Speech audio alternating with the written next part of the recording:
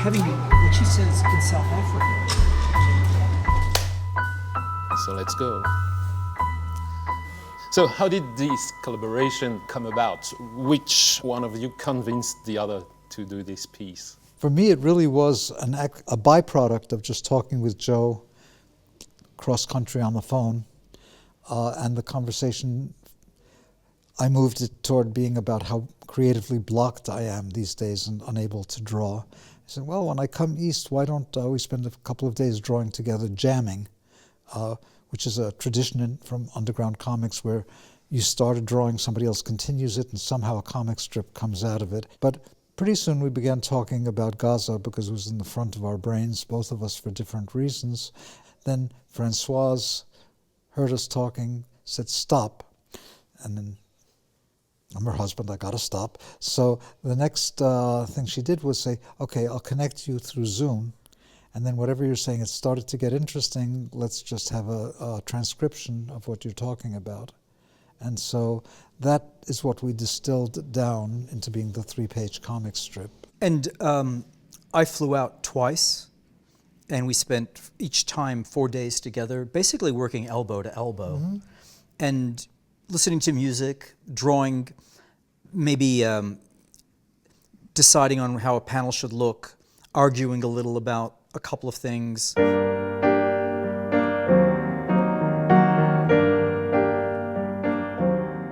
Working together was genuinely fun, and I think looking on the page that it really can be seen as almost literally a conversation, as well as just being a record of a conversation. I think we had an understanding of how to put things together. And I think if I was taking the dominant role in a panel, I'd leave space for you, and you do the same thing. The fact you have your two characters or your two avatars drawn made the thing easier, I guess. Well, as a conversation, sure. It was a conversation, but the tone is different.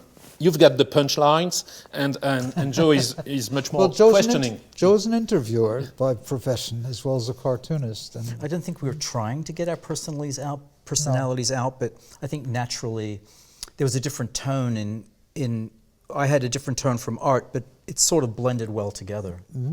I agree. One of the first things we see in the first page is all those eyes gouged out. There's both the notion of revenge, an eye for an eye, but there's also the view of the event and history. Yeah, you know, there's a thing in comics called the splash panel.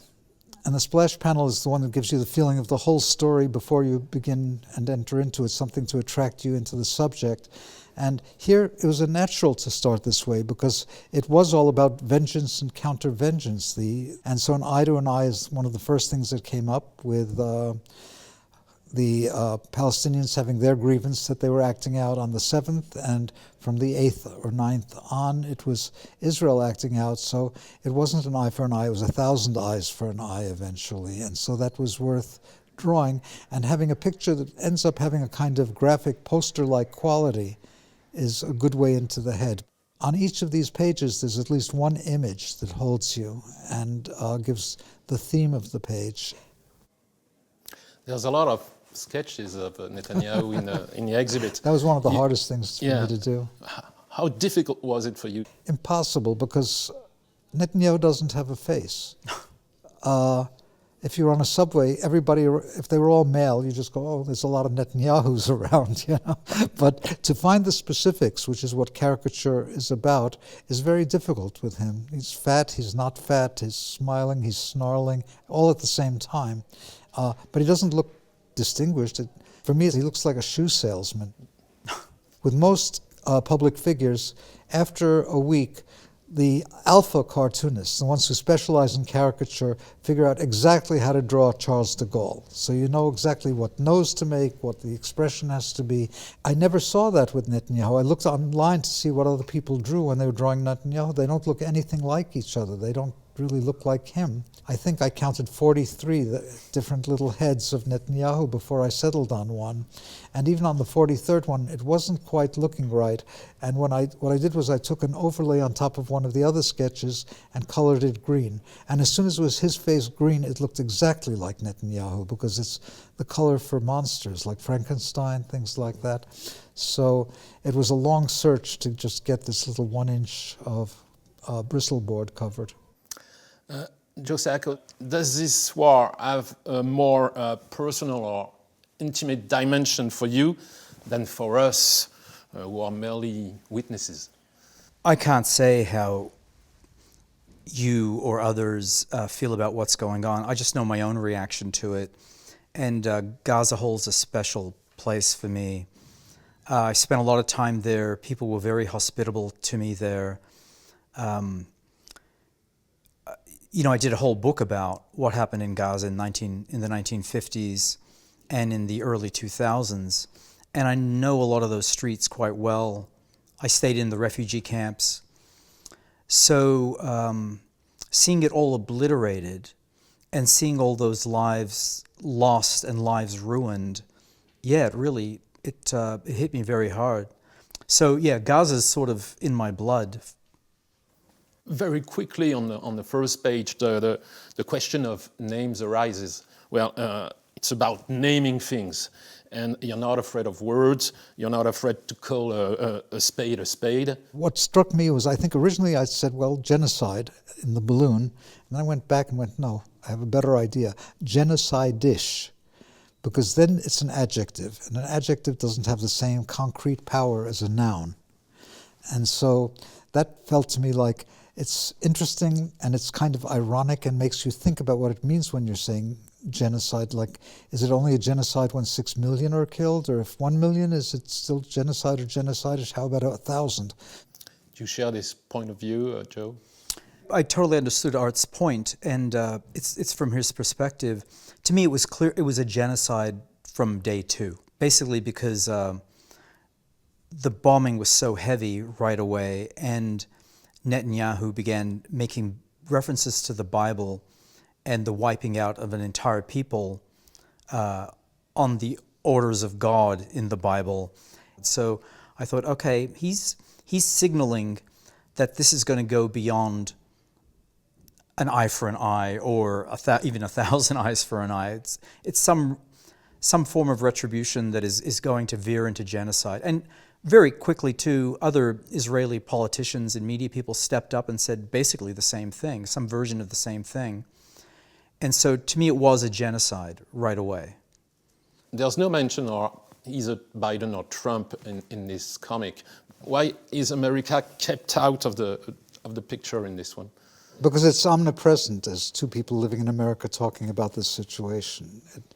To go off on a rant about Trump is 5 books worth of venom in order to be able to phrase it. And it would have been a very different strip just to go, look at that fat fuck, or he wants the Nobel Peace Prize, all he gets is the pizza prize, not the Peace Prize. So he's an easy target, and it's easy to miss the only point that's really important here, which is we're subsidizing this monstrous crime. And you have to remember, we were doing this strip during the Biden administration. Right. And so really the point is, in a way, there's just the continuity of American policy in the Middle East vis-a-vis Israel and vis-a-vis the Palestinians. American policy is the problem.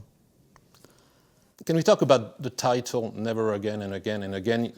And so by handling those white flags, do you think there's still a tiny amount of hope? Or is it totally desperate, this situation? Well, I always see the glass as 3/4 empty rather than half full. So if there's hope, it's tiny. Like, I don't see how one gets all that toothpaste back into a tube. The idea of never again should have a universal component. What the lesson should be is that this should not happen to anyone, and that's what we're trying to get across. It's surprising that phrase, never again, it's controversial in a way. If you interpret it as a universal axiom, that should also pertain to the Palestinians, it becomes controversial in some circles, and it shouldn't. And that's why we're holding that flag, those flags. Never again for anyone is clearly the only answer to never again, instead of, oh yeah, well, we'll get even with you guys, which is how it's been implemented. And so who would be the bigger brains you're talking about? I mean, even that's almost a cry of despair too. Are there any bigger brains than ours? I mean, I'm not saying we're the brightest bulbs in the room, but unfortunately, I don't think anyone's really working on this. When you see someone like Trump, this is not a brain that's working on this problem. This is someone who just wants to clear it off his deck, replace this, put in some buildings, change it around, and get a peace prize. I mean, it's about his narcissism. I wish there was someone you could say, okay, this person's got the right idea. I think there are good ideas out there, but who are the politicians pushing those good ideas? Now I don't know if there is any good idea.